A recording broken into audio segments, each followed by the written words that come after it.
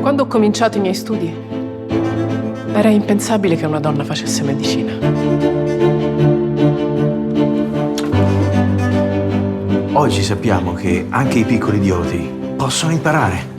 Buongiorno, signora. Maria Montessori.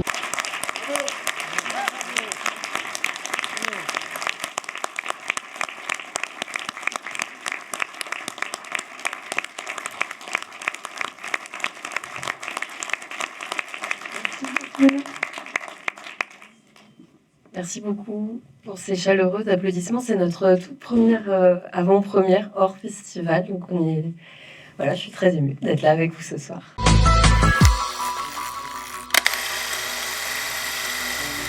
J'avais participé à l'écriture d'un film documentaire pour lequel j'avais fait beaucoup de recherches, qui était un film sur les pédagogies alternatives entre les deux guerres. Et Maria Montessori, c'était une de nos héroïnes dans ce film. Donc c'est comme ça que j'avais lu des premières biographies sur elle et que j'avais compris que c'était un personnage comme ça très fort, parce que tout de suite, quand on lit des biographies sur elle et qu'on essaye de sortir un tout petit peu du mythe qu'il y a sur elle, il y a à la fois toute cette histoire autour de son fils, qui est à la fois connu mais pas très connu, tout ce travail qu'elle a fait avec ses enfants aussi, que je trouvais hyper intéressant de se rappeler que ces pédagogies alternatives, elles ont trouvé leurs origines aussi dans un travail d'éducation spécialisée. Et puis, en plus, derrière, à l'époque où on la prenait, nous, pour le documentaire, c'était déjà une grande star, une grande diva qui avait un caractère comme ça, assez autoritaire aussi. Donc, voilà, elle était intrigante pour un personnage féminin dans un monde où, même s'il s'agissait d'enfants, il y en avait en fait peu. Et en même temps, c'était la plus grande de toutes. Il y avait quelque chose comme ça, voilà. Donc, elle suscitait beaucoup de passion. Donc, c'était un peu le point de départ de se dire, autour de ce personnage-là, on pourrait aussi faire une œuvre de fiction. Buongiorno, signora. Maria Montessori. C'est pour l'enfant. Vous prenez des enfants comme ça. C'est vous qui vous en occupez? Bonsoir et bravo. J'ai été extrêmement touché par le travail avec les enfants. Très touché. Je suis moi-même pédagogue d'un autre courant de pédagogie nouvelle. Extrêmement touché. Je ne connaissais pas du tout, pour avoir étudié des grands pédagogues et lu des biographies, je ne connaissais pas du tout le début de l'histoire avec Madame Montessori et son côté féministe. Je ne le connaissais pas du tout. Donc merci de nous le faire connaître. En fait, c'est ça que j'avais trouvé hyper intéressant sur cette période-là. C'est cette un peu, aujourd'hui, on pourrait dire comme ça, cette convergence des luttes. Et elle le faisait très activement, c'est-à-dire qu'elle était vraiment dans ses discours. Elle mêlait les deux, des considérations féministes et les considérations de prise en charge nécessaires pour ses enfants. Et donc avec un vocabulaire qui, voilà, il est un petit peu dans le film, et encore je l'atténue parfois un peu, parce que le vocabulaire qu'on employait pour parler de ses enfants pouvait être à nos oreilles aujourd'hui assez insupportable. Mais par contre, le travail qu'elle fait avec eux, il est quand même remarquable. Et effectivement, elle était aussi une grande féministe. Elle tenait énormément de discours sur la condition des femmes. Elle tenait absolument à ce que les femmes aient une rémunération égale pour un travail égal. Enfin, voilà, des luttes qu'on a l'impression, pour être très contemporaines, c'était déjà des choses qu'elle avait embrassées. C'est un institut pédagogique ici, pas un orphelinat. Dai! Les idiots restent idiots, ils ne guérissent pas. Bravo! Apprenez-la alors. Non. Bonjour et merci. Merci beaucoup pour ce film. J'ai envie de dire, quelle était votre envie ou vos envies en abordant la vie de Maria Montessori? Je pense que quand on écrit, on travaille tout le temps avec et contre son inconscient aussi. Donc, moi, j'ai l'impression d'avoir, pendant tout le processus, continué à comprendre pourquoi j'avais voulu faire le film. Que c'est quelque chose qui ne s'arrête pas. Donc, il y avait chez Maria Montessori, ce qui me touchait beaucoup dans cette histoire d'abandon d'enfants, c'est que c'est une histoire qui existe aussi dans ma famille, où ma grand-mère est partie en laissant 3 enfants derrière elle, dont ma mère qui joue dans le film, le personnage de Betsy. Il y avait un peu quelque chose d'un lien... Moi, je ressentais intimement à ces histoires d'abandon de femmes qui, pour avoir une liberté professionnelle, une liberté intellectuelle, mais juste une vie qui leur soit propre, décidaient de laisser derrière elles leurs enfants. Et c'est un drame pour tout le monde, toujours. Enfin, voilà. ma mère a passé sa vie à travailler là-dessus, mais je pense qu'elle nous a aussi, voilà, ses enfants transmis quelque chose de ces drames de l'abandon. Ensuite, il y a quelque chose, et c'est pareil, donc je le dis, j'ai l'impression que c'est stupide, mais en fait, moi, ma fille, elle est dans le film. Et pareil, j'ai mis très très longtemps, 2 ans, avant de me dire qu'en fait, j'écrivais aussi tout ce que je vivais avec ma fille, qui est née avec une maladie, qui a un enfant différent, qui est pas comme tout le monde, et que quand je m'étais retrouvée mère de cet enfant-là, je m'étais dit, mon Dieu, il n'y a pas de représentation, je sais pas ce qui m'attend, parce que je les vois pas, ils sont pas dans le monde, ils sont pas dans la société, donc qu'est-ce que c'est qu'un enfant différent? Je savais pas du tout, donc en fait, évidemment que le film, il est venu à la fois accompagner mon cheminement de maman, que le côté, genre, j'avais tout échoué, je l'ai ressenti. Et donc, j'ai pu mettre beaucoup de moi dans le personnage de Lily. Mais en plus que le fait de faire ensuite le casting, le travail avec les enfants, le tournage, ça a été comme vraiment passé complètement de l'autre côté, quoi, du côté où on se pose plus du tout la question de qu'est-ce que c'est que ces enfants, c'est juste des enfants, et ils sont tous, voilà, avec leur spécificité de leur personnalité et plus de leur handicap. Donc voilà, je pense que déjà ça, c'est des gros éléments de réponse. Mais franchement, je ne le savais pas en commençant à écrire, donc c'est toujours marrant après coup de se dire, bah oui, quand même, c'est logique. Voilà. È un'educazione piena d'amore. Je me demandais comment on pouvait tourner avec des enfants comme cela. Vous avez en fait répondu à la question. Vous avez vous-même un Ah ouais, enfant mais comme ça donc vous suffit pas. savez quelle distance mettre. Et, voilà. Ça, je pense que ça travaille le regard. C'est-à-dire de plus poser la question de comment on les regarde, est-ce qu'on est voyeuriste, etc. Parce que évidemment qu'on ne l'est pas. Donc ça, je pense qu'il y a quelque chose où ça, c'est vachement important, effectivement, et que l'équipe me faisait beaucoup confiance aussi là-dessus, avec qui on travaillait, les comédiennes aussi, enfin voilà. Mais en fait, ce qui est marrant, c'est qu'avoir un enfant chelou, parce que moi je les appelle comme ça ça aide pas forcément à être en contact avec tous les autres, parce que tous les autres, c'est pas vos enfants, vous les connaissez pas, les handicaps sont très variés, des enfants avec qui on a travaillé dans le film. Donc je pense que l'autre réponse, c'est vraiment en prenant du temps pour les connaître. On a beaucoup travaillé en amont du tournage. On a passé des semaines à répéter, à faire connaissance, à faire des jeux, à faire des danses, à trouver aussi cette méthode un peu d'expression libre par la danse que vous pouvez voir dans la grande scène de piano comme ça dans le film, où l'idée en gros c'est que c'est les enfants qui initient par leur mouvement la musique et ce qui les mettait dans une position de créateur de la scène et qui donc inverse un peu aussi la dynamique habituelle, parce que c'était toujours aussi ça un enjeu qui était pour moi important, c'était de les rendre vraiment acteurs de ce qui est de leur proposition, de pas essayer de trop les enfermer dans un regard préconçu, de réécrire les scènes avec eux, pour eux, vraiment précisément, individuellement, disons. Donc il y avait vraiment cette attention. Et donc finalement, c'est surtout beaucoup de travail en amont et de confiance ensuite dans le fait que le lien allait faire les choses. Et au final, je dirais que c'était presque l'inverse. C'est-à-dire le tournage, pour moi, était, avec les enfants, un endroit très frustrant parce qu'ils nous avaient montré tant de choses que j'avais l'impression qu'on n'arrivait que à capturer les miettes de ce qu'on avait fait en stage par rapport à tout ce dont ils étaient capables. Et que nous-mêmes, on avait cette tendance qu'on a en tant que société de systématiquement sous-évaluer le potentiel. Parce qu'il n'y a pas les mêmes modes de communication, on pense qu'il n'y a rien. Et c'est ça qui est fou, c'est que là, avec des autistes, on dit autistes, voilà, personnes sur du spectre, qui sont des gens... certains enfants dans le film étaient non-verbaux, mais c'est absolument pas pour ça qu'ils comprenaient pas tout ce qu'on leur disait, qu'ils n'avaient pas compris qu'on faisait un film, qu'ils faisaient plusieurs prises, qu'ils jouaient vraiment ce qu'on leur demandait. Donc là, c'est toujours fascinant de se dire, en fait, on se met des ornières, quoi. Et c'est vrai que le film a, pour moi, beaucoup aussi, j'espère, cette fonction que de travailler sur notre regard, parce que c'est le regard de cette mère qui n'arrive pas à regarder sa fille, mais c'est le regard de notre société qui n'arrive pas à regarder ses enfants. Et de prendre plaisir à les regarder réussir, à danser, s'exprimer, c'était quand même au final beaucoup ce qui motivait aussi ma démarche, quoi. È un'educazione piena d'amore, quella che ci ha permesso oggi di portare qui questi bambini all'esame del corso preparatorio.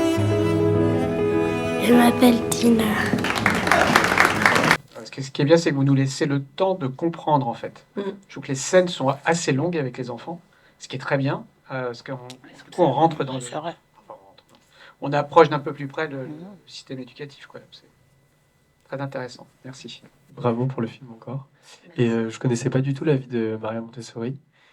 Et justement, sur ça, je voulais savoir quelle était la part de fiction dans le personnage interprété par Leila Bekti. Est-ce que c'est un personnage totalement inventé? Ou parce que j'ai quand même l'impression que c'est un grand point d'appui pour Maria Montessori pendant tout le film, notamment pour lancer son école. Du coup, je voulais savoir si c'était de la fiction ou pas. Ouais, alors le personnage en lui-même, il est fictionnel, mais le mécanisme, pas. Enfin, il y a deux choses. J'ai l'impression que le personnage de Leila Bekti, il vient donner à quelque chose à Maria que, pour le coup, je ne sais pas qui vraiment lui a donné, mais qui a un peu les clés du marketing moderne, du storytelling. Et ça, moi, je trouve que c'est quelque chose que Maria Montessori maîtrisait à la perfection, et on la critique parfois pour ça, ce que je trouve absurde, parce que après tout, voilà, c'est comme ça, c'est grâce à ça qu'on la connaît encore, que ses idées se sont répandues. Savoir se vendre, c'est pas une tare en soi. Et donc, je trouvais ça amusant que ça vienne de la part de la cocotte qui avait quelque part tous les us et coutumes de l'autopromotion, puisque c'était un peu son travail, qui viennent lui donner un peu ses clés de la société. Pour ce qui est des écoles, on sait que Maria Montessori, elle a été soutenue un peu par des mécènes, un peu comme le personnage interprété de Betsy, c'est-à-dire des femmes qui avaient compris sa capacité d'innovation au sein des écoles, qui l'avaient écouté parler, qui la soutenaient. Elle était dans des réseaux comme ça féministes, avec des écrivaines, des chanteuses. Elle voyageait à Berlin, à Londres. Donc, elle avait ce côté international et soutenue par des femmes de l'aristocratie aussi italienne et internationale à Rome. Et donc, en ça, à la fois, c'est pas vrai, ce qui est raconté, évidemment, parce qu'en plus, la première école, elle ouvre 7 ans plus tard, donc quelque part, ou 6 ans plus tard, on coupe un peu la temporalité, mais disons que ce qui m'importait, c'était pas toujours d'être juste sur les périodes, mais d'être juste sur le mouvement, quoi, à peu près, qui avait guidé sa vie comme ça. Dites-je, j'ai inventé une méthode. Non. Si, racontez-nous une histoire. Alors, c'est peut-être pas strictement vécu, mais le mécanisme dans l'esprit de Madame Montessori, quand par un hasard, la maman de Tina joue du piano et les enfants dansent et sont ravis, elle constate ça, ça trouble son collègue, ça gêne, c'est un peu le bazar, mais elle accepte ça, elle le transforme en disant « et si c'était moi qui jouais leurs gestes ?» Donc je trouve ça génial, c'est une des choses importantes de sa pédagogie. L'autre chose que vous nous avez montré, c'est l'incident chez la nourrice, quand son petit Mario fait tomber un œuf, je crois, je ne sais plus bien, ouais, et elle a l'idée de lui faire faire, mais sur le banc. Donc c'est la fameuse histoire de Madame Montessori qui, enfin, alors que personne n'y avait pensé, s'est mis à faire des mobiliers à hauteur d'enfant. Mais c'est génial que tout ça vienne par hasard, que ce soit accueilli. Et merci de nous avoir montré ça. Ouais, bah, c'était effectivement... là, pour le coup, vraiment un travail de scénario que de trouver un peu comment on allait introduire les prémices de ce qui est devenu connu comme la méthode Montessori à l'intérieur du film et d'utiliser pour ça cet enfant, pour le coup, neurotypique qu'est Mario et les autres enfants de la ferme, avec l'idée que c'était avec eux qu'elle allait comme pressentir l'utilisation de son matériel. Et ça, bien sûr, pour le coup, c'est tout à fait fictif, on n'en sait rien. Moi, en réfléchissant au truc, je me disais surtout, peut-être à la ferme, ils n'ont pas besoin de Montessori, parce qu'ils ont la vie... Vous voyez, c'est en ville qu'on a besoin de recréer des conditions d'expérience aussi, parfois, alors que finalement, à la campagne, il y en a plein qu'on fait très naturellement dans son environnement. Mais bon, voilà, pareil, il fallait un peu... imaginer comment elle en était venue à transformer la première expérience avec ses enfants, à une pensée que ça pourrait être valable pour tous les enfants, quoi.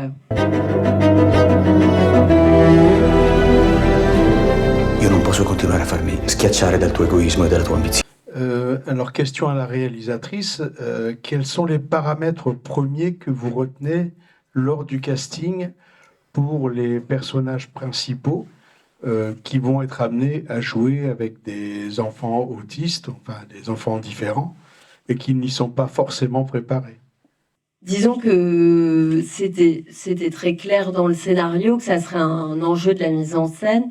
Et en plus, j'avais pu réaliser un tout petit film dans le cadre d'un programme qui existait, qui a malheureusement disparu, qui s'appelle Émergence, pour lequel on donnait à des réalisateurs de premiers longs métrages la possibilité de tourner pendant 2 jours une scène du film. Et moi, j'en avais profité pour tester justement comment travailler avec les enfants. Donc, on l'envoyait avec le scénario, ce petit court-métrage, qui tout de suite plaçait, je pense, pour les comédiennes, la barre au bon endroit.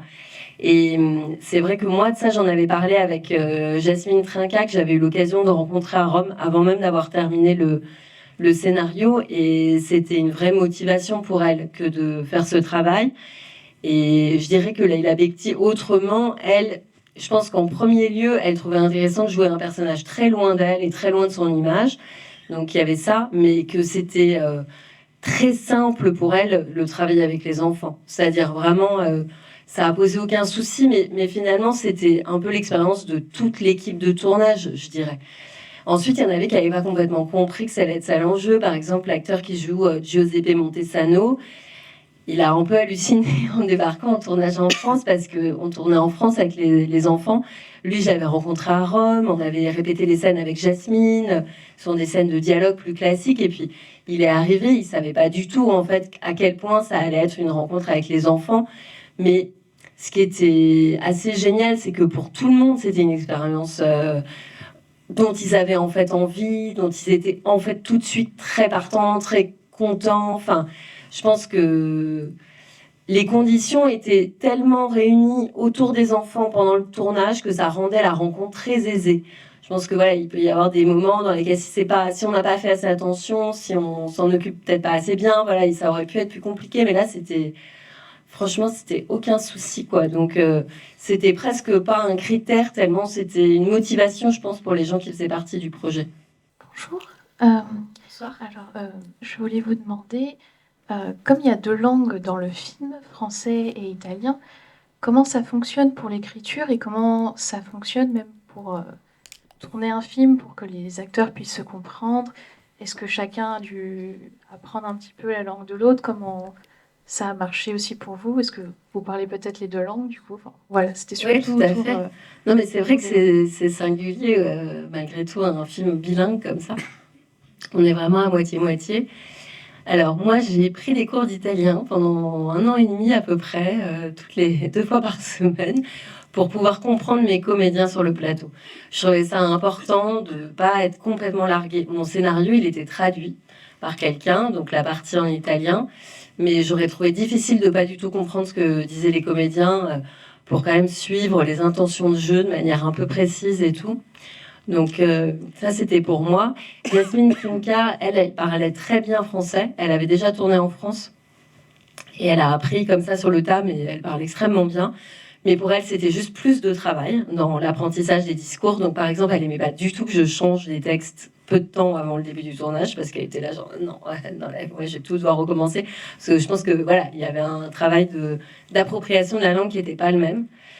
Et ensuite, ce qui était, je dirais, comique, c'était les enfants, en fait, parce que les enfants, c'est des enfants français, et on voulait qu'ils parlent italien quand même dans la scène de l'examen. Et donc moi, je m'étais dit, on va les doubler.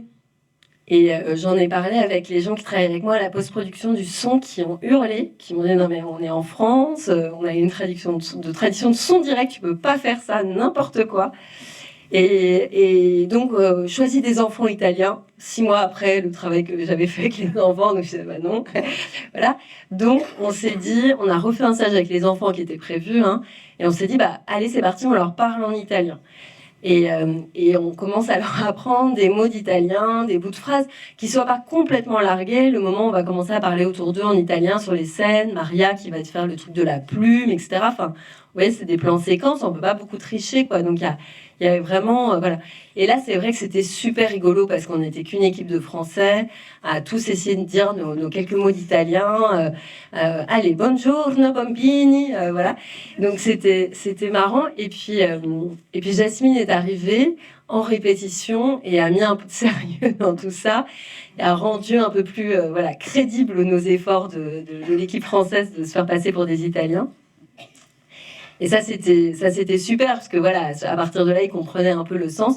Mais moi, j'avoue que jusqu'au jour du tournage, j'étais terrifiée à l'idée de ce Alessandro mangia una pera. Enfin voilà, je me disais, est-ce qu'il va y arriver à dire sa phrase en entier et tout en italien?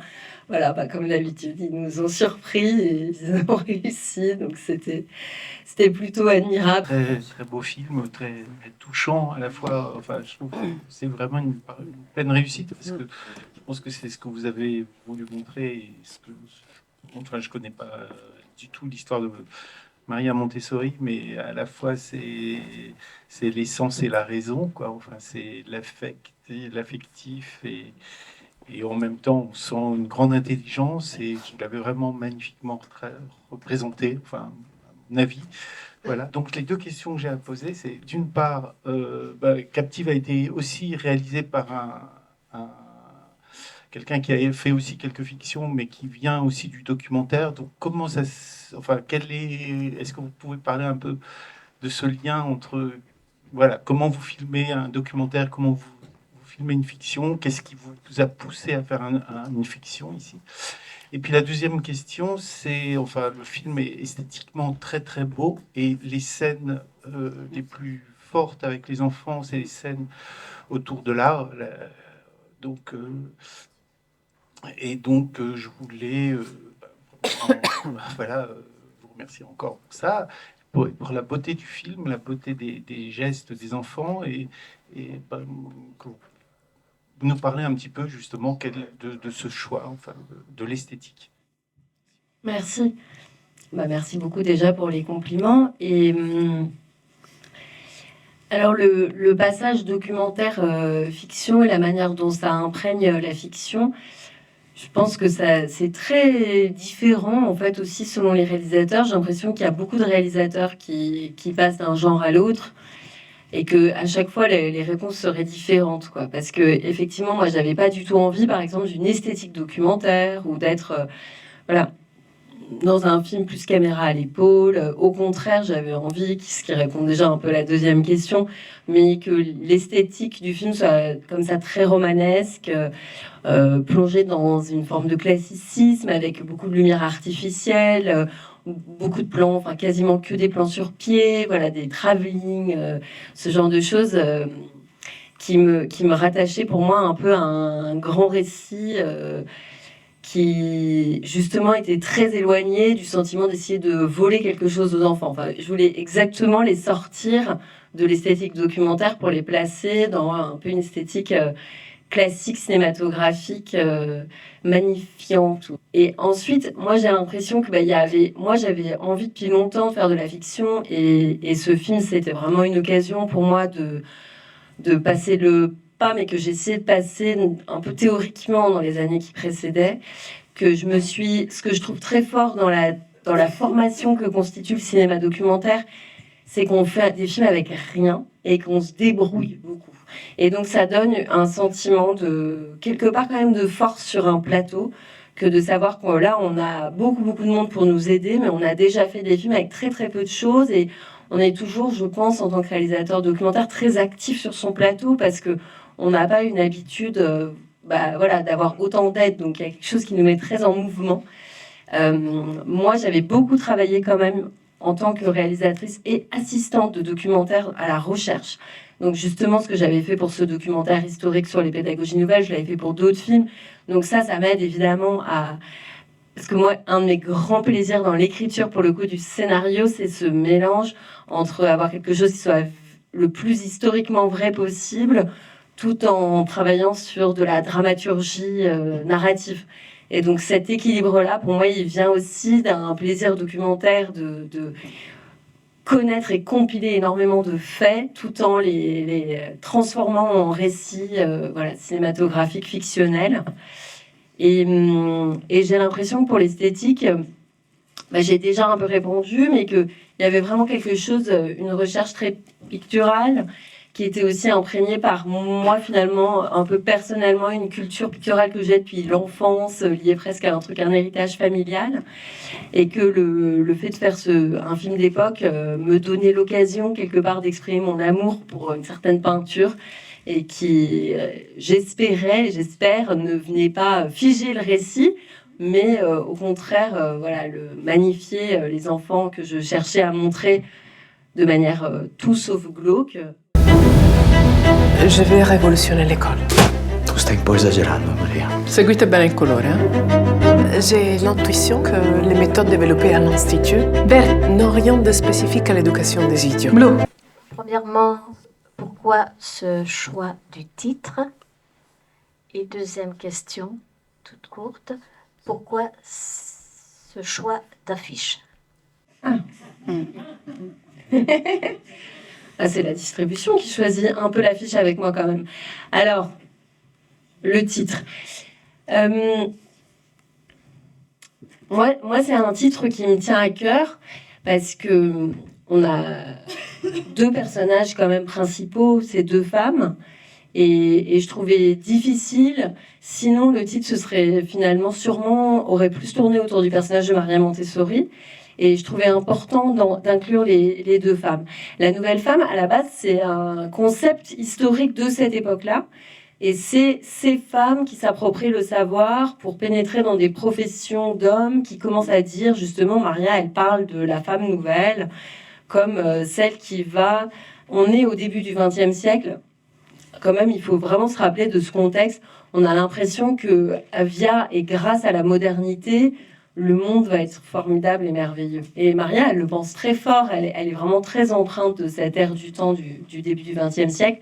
Et donc, la nouvelle femme, c'était quand même un peu cette idée que tout d'un coup, la femme allait sortir de la maison et allait devenir une femme savante qui allait jouer un rôle important dans la société. Donc, on les appelait comme ça, celles qui fumaient des cigarettes et mettaient des pantalons et allaient à l'université. Voilà. Il y avait donc le titre avait aussi cette résonance vraiment historique. Aujourd'hui, ce que je trouve pour moi pertinent dans le titre, mais évidemment, c'est vous les juges, c'est qu'on a l'impression qu'on ne cesse d'essayer de réinventer ce que serait la femme dans la société contemporaine et qu'en fait, on n'en sort jamais. Donc, il y a une espèce d'éternel recommencement de la place de la femme qui toujours devrait quand même être un peu plus capable d'être intégrée pleinement, d'être autant payée, de moins souffrir des conséquences de la maternité dans son environnement professionnel, sans parler de toutes les discriminations et autres, et que voilà, il y a une espèce d'éternel renouveau. Donc c'est en ça que pour moi le titre restait moderne. Venons-en à l'affiche. Alors, on trouvait important d'avoir les trois personnages. Il n'y a pas beaucoup de scènes dans le film dans lesquelles elles sont toutes les trois. Donc ça, c'était une première chose importante. Le fond qu'il y avait à l'origine, on trouvait que le fait d'abstraire les personnages de leur fond donnait une tonalité peut-être plus moderne à l'affiche. Et la police, c'est celle que j'avais choisie pour le film, donc je suis hyper contente qu'elle soit dans l'affiche. Et j'ai choisi le rouge, j'avoue, parce que je trouvais ça beau qu'il y ait un raccord avec le bandeau. Voilà, vous en pensez quoi? Parce que pour le coup, je connaissais pas du tout Maria Montessori, ni la méthode Montessori. Donc ça a été une totale découverte de mon point de vue. Et je me posais une question sur quelque chose qui n'a pas été abordé dans le film, parce que ça n'aurait pas été pertinent, je pense. Mais justement, quand elle a lancé sa méthode Montessori, qu'elle a commencé à ouvrir des écoles, est-ce que ça a posé problème auprès de son ancien partenaire, puisque c'est plus ou moins quelque chose qu'ils ont développé ensemble dans la première école? Et donc je me demandais justement s'il y a eu des complications vis-à-vis de son ex-conjoint, quoi. Ouais, c'est vrai que ça aurait pu être le cas. De ce que je sais, non, parce que finalement, le fait qu'elle déplace le concept dans une école voilà, pour enfants neurotypiques, disons, faisait que ça s'éloignait quand même de ce que eux faisaient ensemble.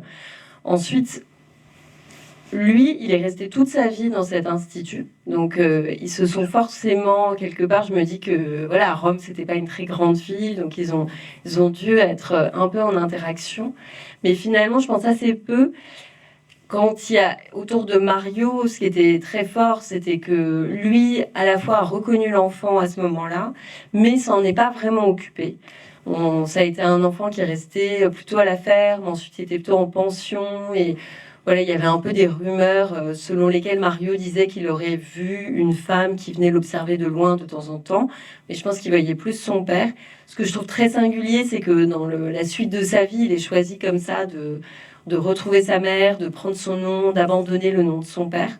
Donc forcément, je pense que c'était un conflit, pour le coup, plutôt du côté amoureux qui n'a jamais été totalement éteint. En tout cas, je pense que Maria, voilà, a vraiment vécu ça comme une trahison de leur pacte secret et comme quelque chose dont elle se remettrait jamais. Mais les descendants de Maria Montessori qui ont vu le film il y a 15 jours trouvent que je suis un peu dure avec lui. Et que c'était surtout qu'elle était très forte et lui plus faible. Et qu'elle a aussi emporté le morceau parce qu'elle était trop forte, quoi. Donc voilà, c'était intéressant d'avoir leur point de vue aussi sur l'histoire. È stato un grande successo, Maria. Ma quanto vale un successo se il prezzo da pagare è questo? Io voglio stare con mio figlio. Lo sai che non è possibile. Perderei la mia reputazione. No, tu sei un uomo, nessuno oserebbe. Moi, j'avais une petite question concernant le casting des enfants. Comment est-ce qu'ils ont été choisis, comment ça s'est organisé, et notamment sur la présence des parents lors du tournage. Alors, le casting des enfants était très classique, dans le sens où on a vraiment, comme on visait d'avoir des enfants avec des neuroatypies et des handicaps moteurs, on a fait appel aux institutions, au CESAD, au classes Ulysse, à tout ce qui peut exister, qui prend en charge tout le médico-social, en gros, qui prend en charge une partie ou la totalité de la scolarité ou des thérapies de ces enfants. Et on a eu beaucoup de candidatures, on a rencontré beaucoup d'enfants, on s'est aussi déplacé avec la directrice de casting dans des institutions en se disant que c'était pas forcément les mêmes enfants qui allaient avoir des parents qui feraient une démarche volontaire et ceux que nous, on pouvait choisir. Donc, il y a beaucoup d'enfants en fait qui viennent des castings qu'on a fait aussi sur place. Donc ça, c'était comme ça qu'on a fait le casting. Ensuite, pendant les stages, on mettait les parents à côté pour que les enfants oublient un peu leur présence, tout en étant beaucoup d'adultes avec les enfants, quoi. On était à un ratio quasiment de 1 pour 1. Mais on sait très bien que si on rajoutait dans la petite pièce dans laquelle on était le même nombre de parents, les enfants seraient tout le temps distraits. Par contre, sur le tournage, c'était plus simple, c'est-à-dire qu'ils accompagnaient les enfants sur le tournage. Ils ont vraiment été là tout le temps et tout en étant, mais c'est plus facile parce que souvent c'est les plus grands espaces, ils étaient souvent derrière les combos ou voilà, vraiment juste à côté, souvent pas forcément dans la même pièce, mais dans l'antichambre comme ça. Donc ils étaient vraiment spectateurs du film en train de se faire les parents. Ouais, ils pouvaient partir prendre un café s'ils voulaient, mais en tout cas ils étaient souvent très près. Et c'était assez super parce qu'on a vraiment créé une relation de grande confiance aussi avec les parents depuis le départ, d'expliquer ce que c'était que le projet, comment leurs enfants allaient être montrés, parce que je pense que voilà, vous imaginez bien que c'est des questions hyper sensibles dans lesquelles on peut beaucoup se demander est-ce que le stigmate de l'enfant va être réitéré, c'est quelque chose qui peut être difficile à accepter parfois même pour une famille élargie. Enfin, voilà, donc c'est des choses sur lesquelles on était, nous, extrêmement attentifs quand même à ce que ça se passe bien. Et on avait aussi tout simplement des gens dédiés vraiment au bien-être des enfants sur le plateau, comme voilà, des assistants en plus, des choses comme ça. Donc ça s'est vraiment bien passé sur le tournage et on leur a montré le film depuis à une première projection qui était la projection équipe et ce qui était vraiment une très très forte expérience parce que moi je pensais pas qu'ils allaient tenir un film 50% en italien pendant 1h39 comme ça et au contraire ils étaient complètement dans la joie de se reconnaître à l'écran, de voilà, communiquer avec leur famille sur ce qu'ils voyaient et tout, ils étaient là tous très entourés. Et donc je pense que pour les familles, c'était quand même vraiment un chouette processus, quoi. Puis on s'est connus on a travaillé ensemble sur toute une année scolaire quelque part. Donc c'est ça qui était aussi chouette, c'est qu'il y a vraiment eu le temps qu'on se rencontre bien, on se connaisse bien, on se voyait pas juste pendant un petit temps de tournage. Ça s'est vraiment étalé, quoi. Pour monter ce film, est-ce que ça a été finalement facile de trouver les fonds ou est-ce que ça a été compliqué? Un peu les deux.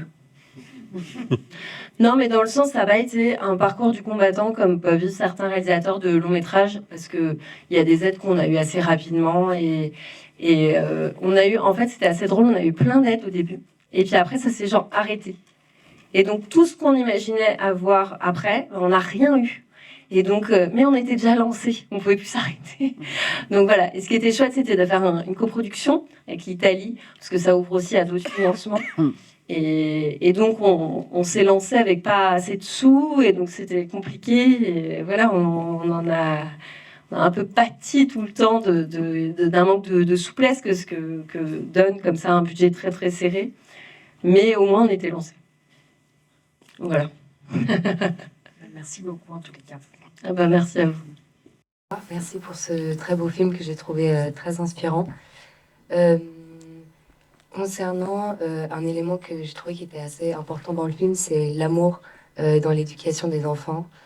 Je voulais un peu avoir votre pensée un peu là-dessus, comment vous avez décidé de le montrer à travers le film, voilà. Bah oui, merci. Ouais, je pense que c'est important, effectivement. Et j'espère que ce qui passe, c'est que quand Maria le dit, j'espère qu'on le reconnaît. Voilà, c'était un peu ça que j'ai essayé de faire.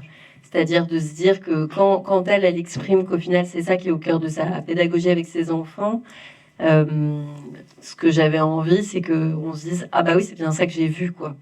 Et je pense qu'il y avait quelque chose pour nous sur le plateau qui était très en écho à ce qu'on vivait et on racontait. Donc on a, nous, passé beaucoup de temps avec les enfants, on les a énormément aimés, on les adorait, quoi. Et c'est vrai qu'il y avait vraiment l'idée que c'était grâce à cette relation qu'on avait construite avec eux qu'ils étaient aussi capables de faire tout ce qu'on demandait, tout ce dont on pouvait penser. Ils étaient toujours à la hauteur de nos attentes pour les scènes. Et il y avait beaucoup l'idée que c'était lié à cette relation, justement, voilà, avec beaucoup d'amour de part et d'autre. Et entre autres, pour les comédiennes principales, voilà, que ce soit Leïla, mais évidemment aussi Jasmine dans le rôle de Maria Montessori, qui, comme ça, avait une relation incroyable avec les enfants. Mais moi, je trouvais ça... Enfin, voilà, je trouve que ce qui est marrant, c'est que parfois, je me dis, c'est un petit peu... ça peut paraître un peu cucu, enfin, je sais pas, voilà, de dire, au final, quand même, ce qui compte, c'est qu'on les aime, ces enfants, pour qu'on ait envie de les éduquer. Et au final, je trouve ça tellement important aujourd'hui de pouvoir redire ça, quoi, quand on parle de tous ces débats sur l'éducation, même au-delà de ces enfants-là. Et on se dit, bah oui, mais bon, la base, c'est que la relation puisse être belle. Et c'est ça qui va donner envie aux enfants d'apprendre. Comme moi, je sais qu'enfant, c'est quand j'adorais mes propres que j'avais envie de travailler pour leur faire plaisir. Enfin, il y a cette espèce de transfert qui se passe quand même avec les figures qui nous enseignent. Et donc, je trouvais ça intéressant d'en rendre compte aussi, voilà, de manière un peu... théorique aussi dans le film, quoi, que elle ait compris ça. Ensuite, c'est vraiment ses propos aussi, hein, donc c'est tout ça, c'est assez véridique pour le coup. Les discours de Maria, ils sont vraiment remplis de citations de Maria, en fait. Bonsoir, merci pour le film. Bon, je ne vais pas être originale, merci de nous faire découvrir la vie de Maria Montessori. Quelques petites choses. Déjà, Leïla Bekti, elle est extraordinaire. Plus ça va, plus on voit à quel point elle a une sensibilité incroyable. Vous avez aussi dit que les descendants de Maria Montessori s'étaient exprimés. Donc, est-ce qu'elle a eu des enfants? Est-ce qu'elle s'est mariée finalement ou pas? Ou elle a eu d'autres enfants? Et je voulais aussi revenir sur une très belle scène avec les chanteuses. Donc, c'est un chant rituel. Qu'est-ce qui signifie exactement? D'où il vient? Pourquoi il est dans le film? Voilà. Merci. Merci pour Leïla. On lui transmettra. Pour... deuxième question, c'était... Ah oui, non. Ah oui, sinon, c'est les descendants de Mario. Ouais. Comme elle l'a retrouvé après, lui, il a eu 4 enfants avec une Américaine, et qui après a abandonné ses enfants. Tenez-vous bien. Est rentré vivre aux États-Unis, et c'est Mario et Maria qui s'en sont occupés. À un moment, je voulais raconter ça, parce que je trouvais ça un peu trop fou quand même. Voilà, sur le côté intergénérationnel, voilà, des traumatismes qui se répètent comme ça... Voilà, et donc je pense que c'est encore leurs enfants à eux que moi j'ai rencontrés et qui sont voilà, des personnes d'un certain âge. Là, il y en avait 3 et de la génération de leurs enfants à eux, quoi. Donc voilà. Et donc elle n'a pas eu d'autres enfants, elle s'est pas remariée. Elle est restée dans cet habit, voilà, que vous avez vu, je remets à la fin, qui est celui du début aussi, cet habit un peu de veuve, qu'elle s'est mise à porter un peu toute sa vie sans faire évoluer son style vestimentaire avec la modernité du XXe siècle. Elle était encore habillée dans les années 50 comme une femme du XIXe siècle. Il y avait vraiment cette idée de recouvrir aussi son corps, de beaucoup se cacher Et pour moi, ce que j'essaie de raconter aussi en le remettant en scène, c'était un peu ce parcours vers une figure virginale, en fait. Comme si c'était aussi que en étant vierge que la femme pouvait occuper une place de savoir, quelque part aussi de pouvoir dans cette société. Parce que si c'est une femme sexuée et pas mariée, c'est pas possible, quoi. Donc je trouvais ça intéressant qu'elle elle prenne cet habit noir. Les femmes dans la scène le chant, c'est un chant, là c'est des chanteuses grecques qui ont chanté ça. C'était une scène qui me tenait très à cœur dans l'écriture du scénario et tout. Je sais pas, j'avais une obsession sur cette scène. J'avais vraiment le sentiment qu'il fallait qu'il y ait quelque chose qui incarne un peu la bascule de Maria Montessori, dans presque une accélération pour elle des prises de décision et du récit, qui soit pas que de l'ordre narratif, mais qui se passe aussi par quelque chose de sensoriel pour elle, et donc aussi pour nous, qui soit moins raisonné et qui l'amène comme ça à décider finalement de tout lâcher, quoi. Il y a un peu un parcours comme ça. Et la chanteuse qui est au centre, c'est une chanteuse qui s'appelle Daphné Kritaras, qui a sorti plusieurs albums, qui tourne et tout, qui est incroyable.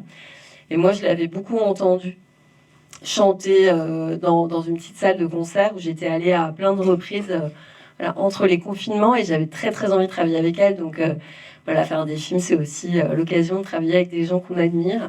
Et le percussionniste aussi, c'est un percussionniste iranien, Narib, pour lequel aussi j'ai une grande admiration, et donc j'aimais beaucoup leur donner cette place un peu, quelque chose d'un petit peu chamanique à ce moment-là et tout, et de montrer aussi que dans le parcours de Maria, tout n'était pas justement, quelqu'un disait aussi assez justement qu'elle est intuitive et rationnelle, et il y avait beaucoup un mysticisme aussi à cette époque qui était difficilement, je pense, compréhensible aussi aujourd'hui, et c'est pour ça que j'en fais pas trop là-dessus, mais qui était aussi ce mélange-là entre quelque chose de très mystique et très rationnel. On était les deux, quoi. Et peut-être aussi parce que le monde devenait très rationnel avec la science, on se raccrochait aussi à des croyances mystiques. Donc c'est tout ça, un peu mis ensemble, explique un peu cette scène. Voilà, merci. Et bon retour, merci à toutes et à tous.